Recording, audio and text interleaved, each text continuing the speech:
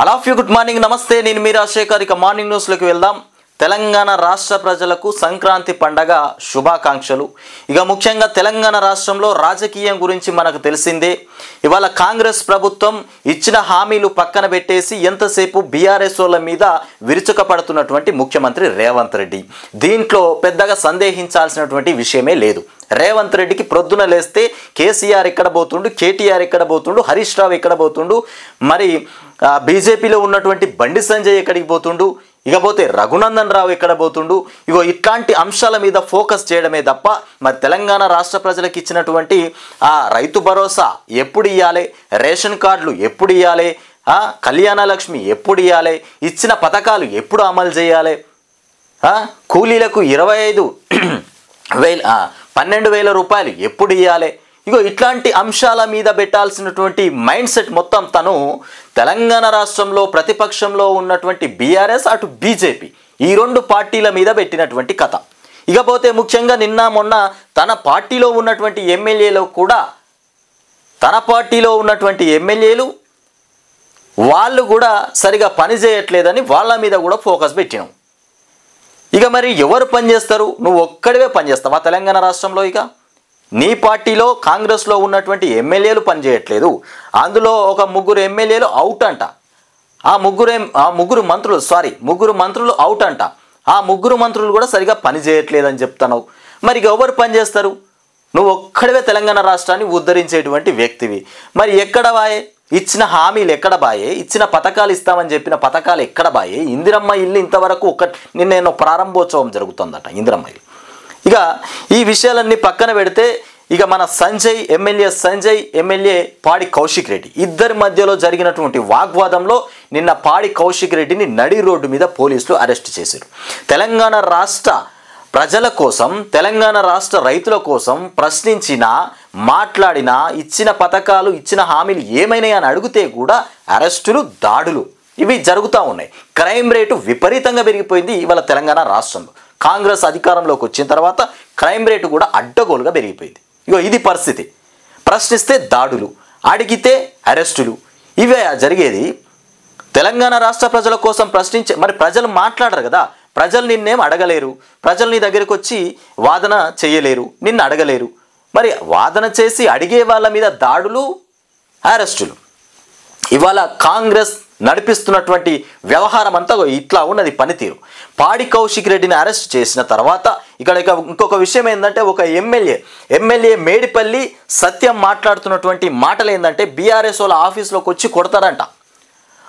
వాళ్ళు ఒక క్షణం ఆలోచించకపోతేనట, అసలు రోడ్ల మీద ఒక్క క్షణం ఆలోచిస్తేనట బీఆర్ఎస్ వాళ్ళైనా ఇంకా ఎవరైనా కావచ్చు, మరి రోడ్ల మీద తిరగడమే కష్టమట. మరి వీళ్ళ తాత సొత్తా, వీళ్ళ బాపు సొత్తా, మరి ఈ రోడ్లన్నీ ఎవరి? మరి వాళ్ళేనా ఈ రోడ్ల మీద తిరగరట. ఒక్క క్షణం ఆలోచిస్తే ఇవి మాటలు. మేము ఒక్క క్షణం ఆలోచిస్తే గడప కూడా దాటలేరంట. ఒక్క క్షణం ఆలోచిస్తే ఇవేనా మీరు మాట్లాడాల్సినటువంటి మాటలు? రైతుల కోసం మాట్లాడండి, రైతులకు ఇస్తానన్న రైతు భరోసా గురించి మాట్లాడండి. ఇక చూడ్రిగో ఇక్కడ ఇవన్నీ ఇట్లా జరుగుతూ ఉన్నాయి. మొన్న కాంగ్రెస్ పార్టీకి మంచిగా 60 సీట్లు రాగానే బీఆర్ఎస్ నుండి ఎమ్మెల్యేలు జంప్ అయిపోతున్నారని మనం అనుకున్నాం. కానీ ఇప్పుడు కాంగ్రెస్ నుండి మళ్ళీ బీఆర్ఎస్లోకి జంప్ అవుతున్నారట. ఎమ్మెల్యేలు బీఆర్ఎస్లోకి జంప్ అయిపోతున్నారట. ఉందునా పోదునా అనేటువంటి ఆలోచనలు వస్తూ ఉన్నాయి ఇవాళ ప్రభుత్వంలో. ఎమ్మెల్యేలు కాంగ్రెస్ పార్టీలో నుంచి బీఆర్ఎస్లోకి జంప్ అయ్యి అనేటువంటి ఆలోచన చేస్తూ ఉన్నారట.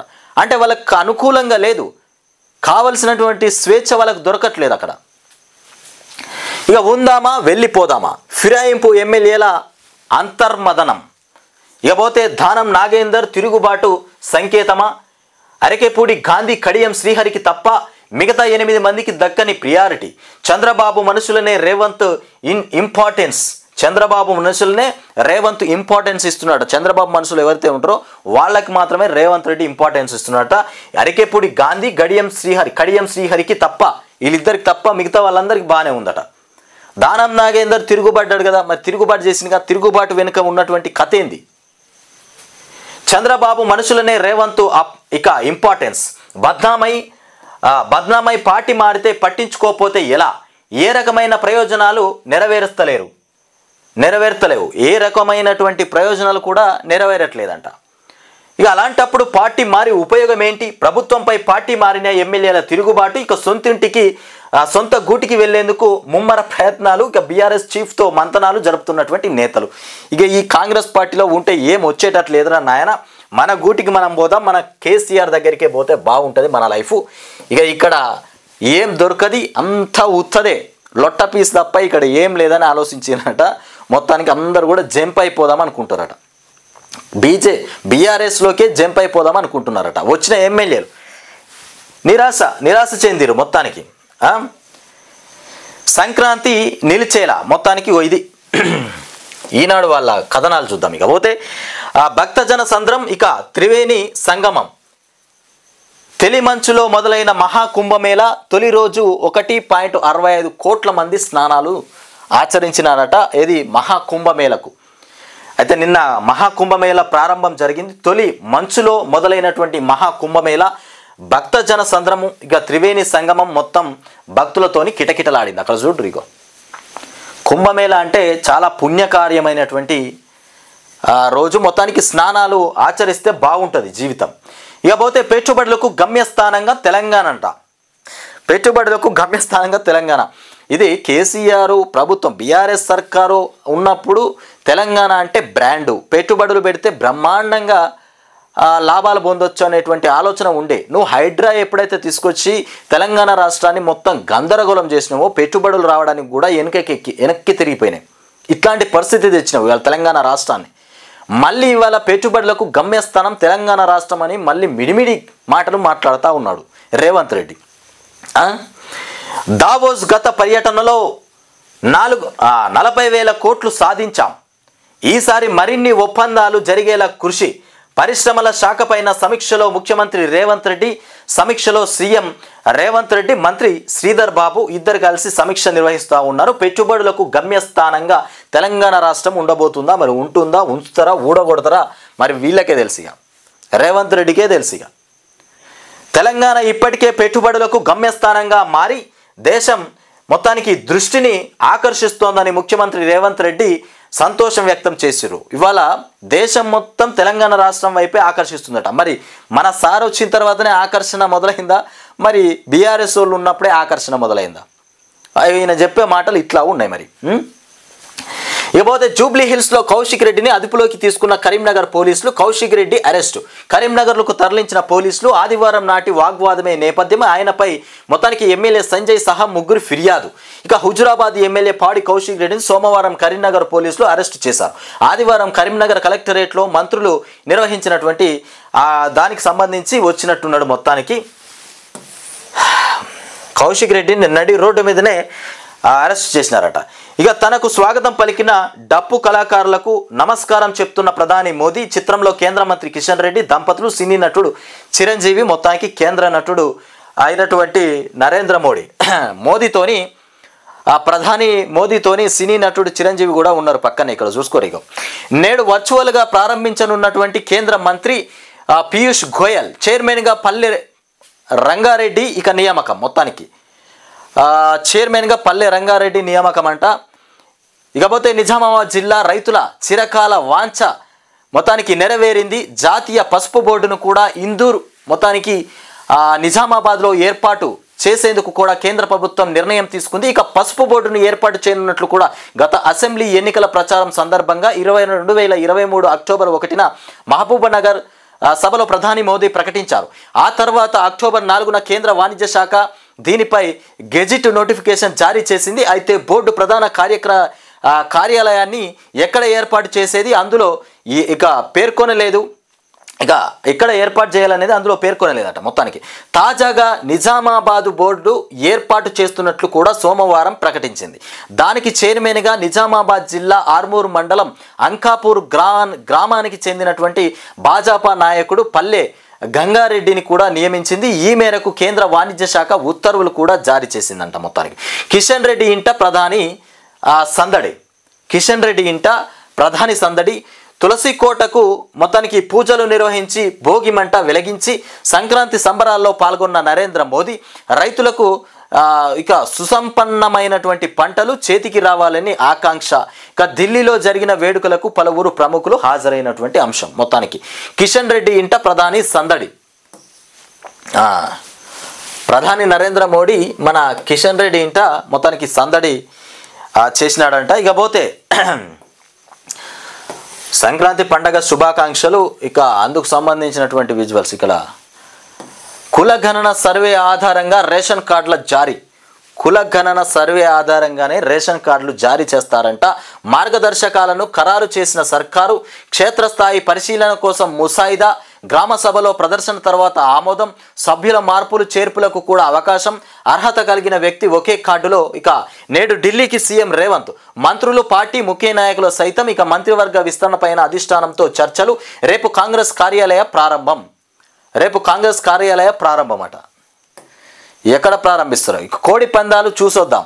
సంక్రాంతికి భారీగా ఏపీకి తెలంగాణ వాసులు కోడి పందాలు చూడడానికి మొత్తానికి సంక్రాంతి పండగ సందర్భంగా భారీగా పోయినారట. ఎక్కడికి? ఏపీకి. కోడి పందాలు చూసొద్దాం. సంక్రాంతికి భారీగా ఏపీకి తెలంగాణ వాసులు. హైదరాబాద్ నుంచి 60,000 కార్లు వెళ్ళినట్లు కూడా అంచనా. నగరం నుంచి 10 లక్షల మంది పైగా ప్రయాణం. వీరిలో గణనీయ సంఖ్యలో తెలంగాణ ప్రజలే ఉన్నారట. కౌశిక్ రెడ్డి అరెస్ట్. ఇక త్రివేణి సంగమం భక్తజన సంద్రం. మొత్తానికి ఏపీలో కోడి పందాలు అయితే విపరీతంగా జరుగుతాయంట అక్కడ. మరి నేను కూడా ఎప్పుడు పోయి చూడలేదు, కానీ కోడి పందాలు మొత్తానికి విపరీతంగా జరుగుతాయట. నిన్న దాదాపు ఎన్ని కోట్ల పెట్టుబడులు పెట్టి కోడి పందాలు నిర్వహిస్తారో కానీ గట్టిగానే జరుగుతుందంట. నిన్న మొత్తానికి నిన్న జరిగిందా, మరి ఇవాళ జరుగుతుందా? మొత్తానికి కోడి పందాలు అయితే బ్రహ్మాండంగా జరుగుతాయంట.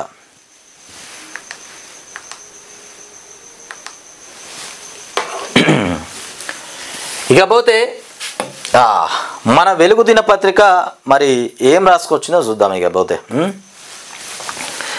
రెడ్మీ 414C ఇక్కడ చూడరిగో.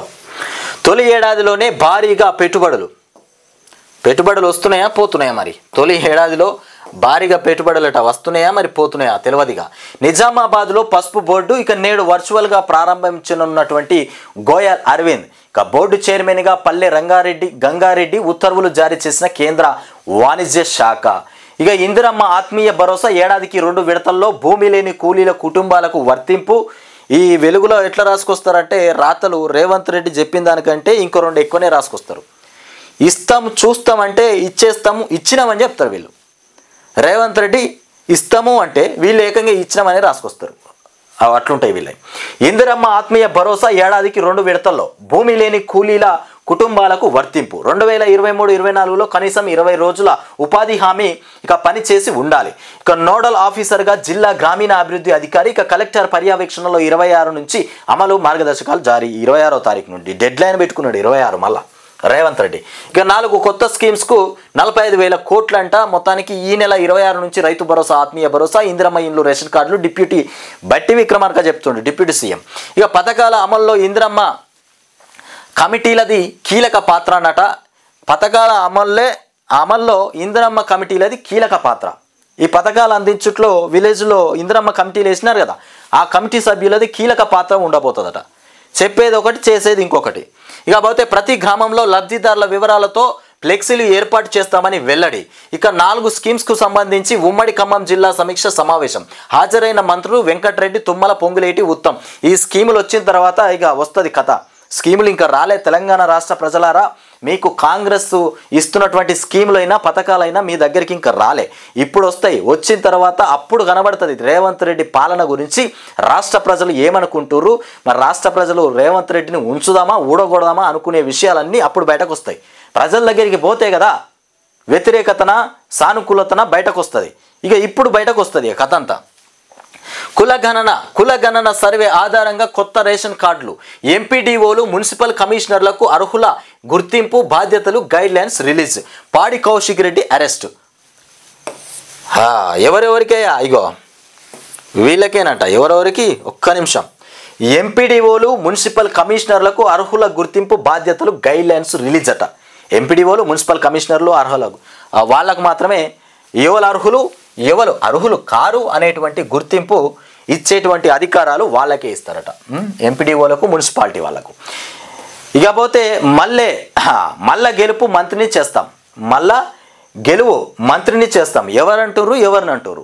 దానంకు తేల్చేసిన అధిష్టానం రాజీనామా చేసి ఉప ఎన్నికల్లో గెలువు, నీ ప్రయోజనాలు కూడా నెరవేరుతాయి. ప్రభుత్వం మీద అధికారుల మీద నోరు జారకు, మేం రమ్మనలే నువ్వే వచ్చినవు, నువ్వు వస్తా అంటేనే ఇక జాయిన్ చేసుకున్నాం. ఇటీవల కామెంట్స్తో దానం నాగేంద్ర పైన సీరియస్ అయిన కాంగ్రెస్ అధిష్టానం. ఇక కొంతకాలంగా దానంకు దొరికిన సీఎం అపాయింట్మెంట్. దానం పాపం నువ్వు నిన్నవాడు రమ్మనిలే కాంగ్రెస్ పార్టీలోకి నువ్వే వచ్చినావు, మళ్ళీ ఒకసారి రాజీనామా చేసి గెలిస్తే అప్పుడు నీకు కావాల్సిన పదవి ఇస్తామని రేవంత్ రెడ్డి చెప్తా ఉన్నాడట. కాంగ్రెస్ వాళ్ళు చెప్తా ఉన్న కథనట ఇది. ఇక వీళ్ళంతా జంప్ అయిదామా ఉందామా అని ఆలోచిస్తూ ఉన్నారు ఇగో ఈ ఎమ్మెల్యేలు. ఇకపోతే దండగ నుంచి పండగ చేసినాం, సంక్రాంతి అంటే రైతు పండుగ, రైతు సంక్షేమానికి పెద్దపీట వేశాం. ఇక దండగన్న వ్యవసాయం పండగలా చేశాం. రాజకీయాలకు అతీతంగా రైతన్న సంక్షేమమే ధ్యేయంగా పనిచేయండి. ఇక 10 ఏళ్ల ప్రగతి స్థానాన్ని కొనసాగించండి. ప్రభుత్వానికి కేసీఆర్ మొత్తానికి సూచన చేసినటువంటి అంశం.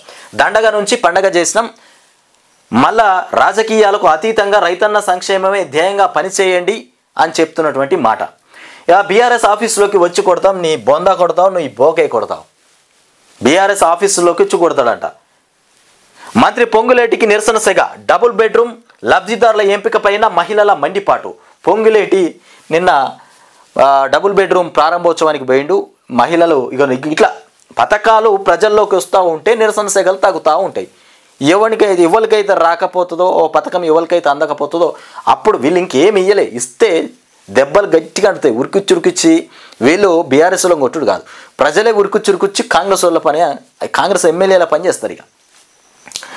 ఇక కాంగ్రెస్ కార్యకర్తలకే ఇస్తారా అంటూ ఆగ్రహం. భోగి రోజున బోగస్ ఇక పంపకాలంటూ ఆరోపణ. మీడియాపై పోలీసుల దురుసు ప్రవర్తన. ఇకపోతే యూరియా నో స్టాక్, ఎరువుల కోసం రైతుల కష్టాలు, సరిపడా దొరక్క ఇబ్బందులు. ఇక పండుగ పూట పడిగాపులు, భోగి మంటల కంటే ముందే క్యూ లైన్లు, అయినా అందని యూరియా. ఇక సర్కార్ తీరుపైన రేవంత్ ఆగ్రహం.